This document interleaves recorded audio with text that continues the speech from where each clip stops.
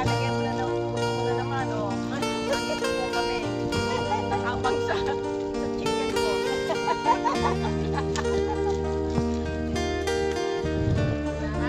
Doon sa ano, sa Dubai, maraming nabibinta doon sa gilid-gilid ng balon. Ano po, mga Mga Pilipino. Pinoy. Mga ano, Nag-ano po sila. mga matatanda na.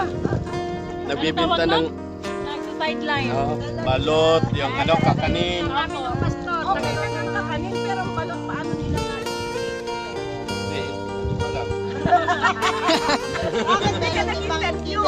Te naman, napaka ano naman nila doon. High-tech naman sila doon. High-tech na sila doon. Ay, saan galing yung itlog? Sa